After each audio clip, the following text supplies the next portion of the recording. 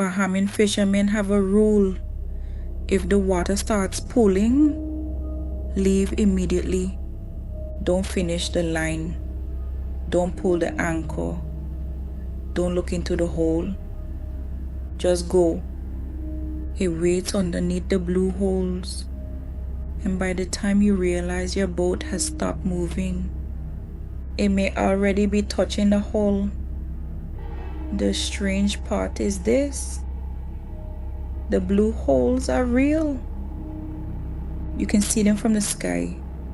Perfect dark circles in the middle of bright Bahamian water, like holes punched straight through the ocean floor.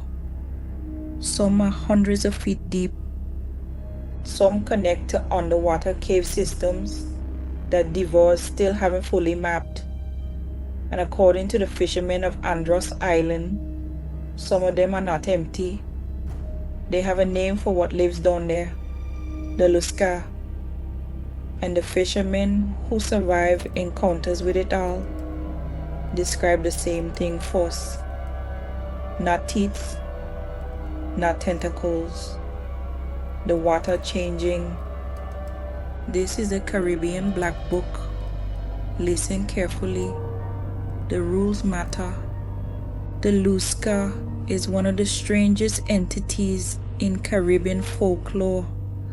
Most creatures in the Black Book resemble something familiar: a woman, a bull, a spirit. The Lusca does not. Bahamian fishermen describe it as something impossible: half shark, half octopus. The front half is said to resemble a massive shark, hammerhead, tiger shark. Different fishermen describe different heads, but the back half is always the same: tentacles long enough to wrap around a boat, strong enough to hold one in place. Now, scientifically, no creature like that should exist. The biology makes no sense. But here is where the story becomes uncomfortable. The Caribbean has no documented giant octopus species, yet for generations, Bahamian fishermen have described enormous tentacled things moving beneath blue holes long before modern documentaries or internet stories existed. And divers who map blue holes have reported strange things for decades: sudden current shifts, equipment failures, areas where the water seems to pull downward hard enough to drag divers off course. Most of those things have scientific explanations. Some of them don't. Because blue holes are not just deep, they are connected. Some lead into cave systems stretching for miles beneath the islands. Some descend so far that sunlight disappears completely. And in places where sunlight never reaches, people begin imagining what else might live there. Or worse, what might already be waiting. In 1983, two cousins named Eric and James went fishing off the west coast of Andros. They had used the spot before, a small blue hole about a mile offshore, calm water, clear sky, good fishing.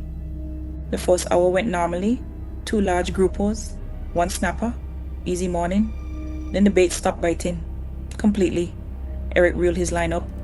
The bait was untouched, no bite marks, no missing pieces, just dead stillness. Years later, Eric would say that was the moment he realized something underneath them had changed, because a few minutes later, James noticed the water moving. Not waves, not wind, the water itself.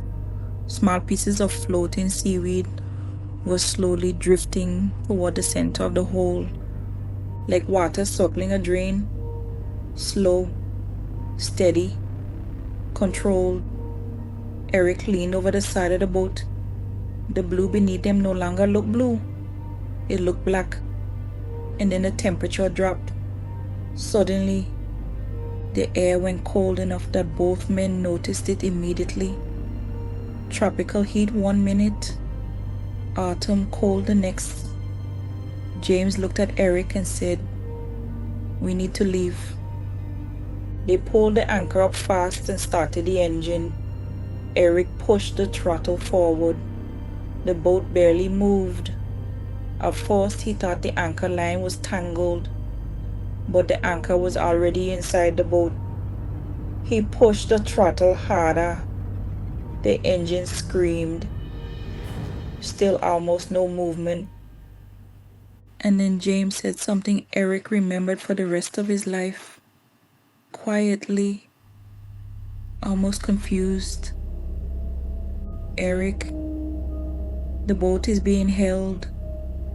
Eric said he could feel resistance underneath them, not impact, pressure, like something enormous had attached itself to the hull. The boat crawled across the water at full throttle. Then suddenly it let go. The skiff shot forward so violently, Eric nearly lost control of the wheel. They did not stop until they were miles away from the hull. And according to Eric, neither of them spoke during the ride back to shore.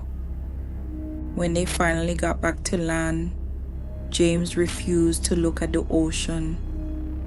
Eric said his cousin kept glancing behind them while they loaded the boat onto the trailer, like he thought something had followed them back. It wasn't until Eric crouched underneath the hull that he understood why the boat had felt heavy. There were marks pressed into the fiberglass, 5 of them, perfect circles, smooth around the edges, each one the size of a dinner plate, suction marks. Eric said one of them was still wet hours later. Neither man ever returned to that blue hole again. According to locals on Andros, they stopped fishing blue holes entirely. The Lusca is not something Bahamian fishermen believe they can fight. The rules are not about survival after an attack. The rules are about leaving before one starts. Rule 1. Do not fish where the water has no visible bottom. Blue holes attract fish. That is why people keep returning to them. But older fishermen say the deeper the hole, the older the warnings around it. And some holes have reputations nobody locally ignores. Rule 2. If the water starts pulling, leave immediately. Not later. Not after one more cast. Immediately. The fishermen who survived encounters all describe the same sequence. Bait stops biting, current changes, temperature drops, then something rises, and according to the stories, the current shift is not random. It is the hole breathing in before whatever lives beneath it comes up. The blue holes of the Bahamas are real. Tourists visit them every year. Divers explore them. Scientists study them. Most are perfectly safe. But the older fishermen of Andros still speak about certain holes differently. Not scientifically, carefully, quietly, like places that should be respected. Whether the Lusca is a giant undiscovered octopus, a cryptid, or simply a story created to explain why some of these holes are so dangerous, honestly does not matter very much, because the rules stay the same. So if you ever find yourself boating over water that suddenly looks darker than everything around it, and the bait stops biting, and the air turns cold, and the current begins pulling your boat toward the center of the hole, do not wait to understand why. Cut the line, leave the anchor, start the engine, and don't look back. Because according to some fishermen on Andros, the worst blue holes are not the darkest ones. They are the ones where the water suddenly goes quiet. And that was page 9 of the Black Book.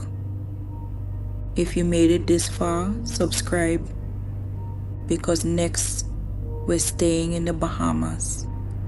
There's a creature on Andros Island with the body of a man, the face of an owl, and a head that turns completely around. Some people believe it brings blessings. Others believe it brings curses. Apparently, it depends on how you treat it.